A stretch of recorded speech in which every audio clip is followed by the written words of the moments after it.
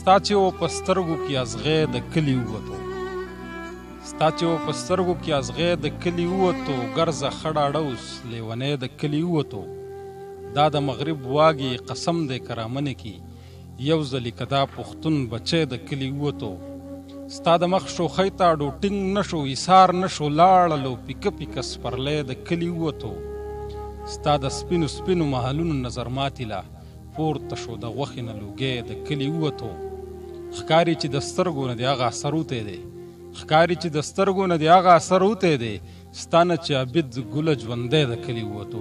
سلامونه ملګرو، شاه بخاري یم خپرونه ادبي غورځنګ. څنګه چې تاسو ته پته ده په دغه خپرونه کې زموږ سره وخت په وخت مختلف شاعران کینی او ستاسو دپاره د خوند رنګ شاعري ته موږ ریکارډ کوو بیا یې درته وړاندې. ملګرو، ادبي غورځنګ ټیم نن کوز ډېر مینه بټانو د عابد صاحب د زیږي ته غېږې ته راغلي یو. د زیږي نوم دی غېږه. ملګرو دلته ناست یو زموږ سره په دې نننۍ پروګرام کې ثاقب سحر صاحب چې زموږ د ادبي غورځنګ د ټیم حصه ده، د کیمرې شاته د هغه ذکر تاسو اورئ، هغوی را سره نن ناست دي او جناب حبیب عابد صاحب را سره ناست دی کوم چې د یوسفزۍ ادبي دوستان یاد صدر دی او زموږ استاد محترم دی، هغه هم زموږ د دې ټیم حصه ده او زموږ سره په څنګ کې مشال هم ناسته ده، د حبیب عابد صاحب لورکی ده، هغه را سره هم ناسته. نو ملګرو راځئ چې د دې خپلو استادانو ملګرو نه در باندې څه کلامونه واورم. الرحمن الرحیم.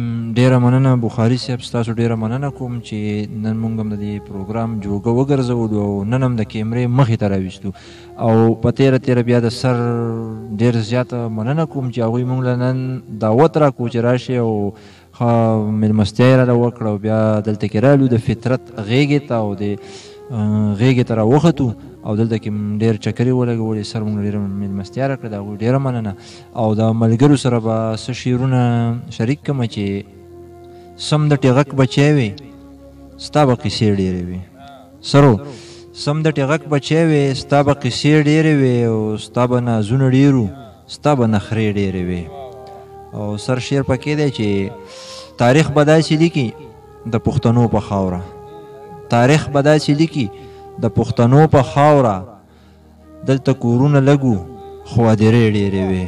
مننه جي، مننه جي، مننه. او دا غزل مطلب ده سر چې دا ښکلي خلک چې بېلارې شي توبه، دا ښکلي خلک چې بېلارې شي توبه او د سترګو نه د اوښکو پسې دارې شي توبه.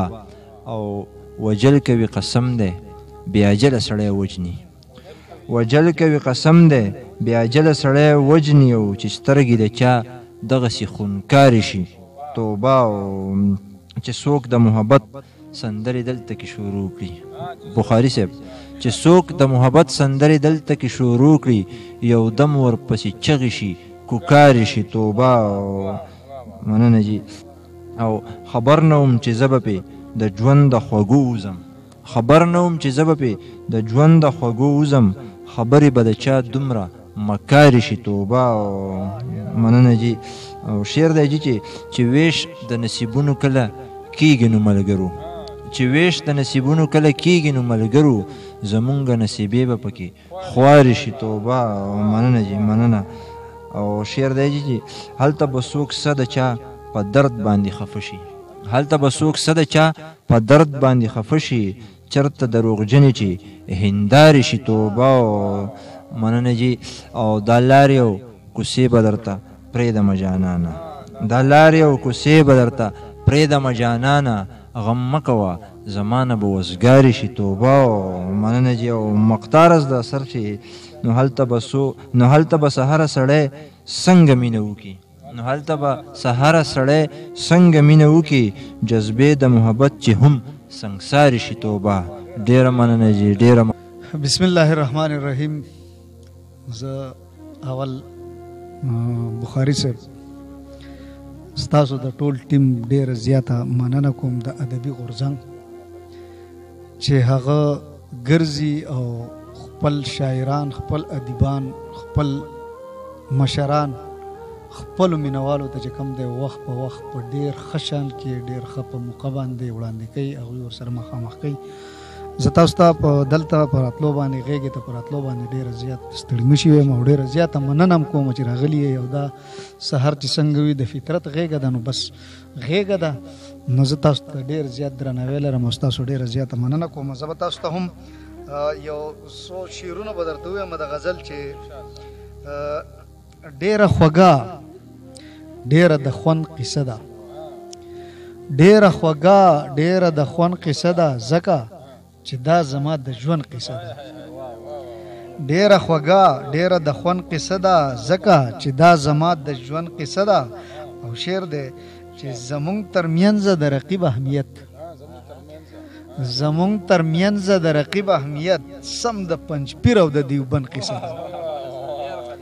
ډېره مننه، ډېره مننه. او د غرسنۍ مینې پخو لوزونو، د غرسنۍ مینې پخو لوزونو کلکه تړلې بند په بند قصه ده.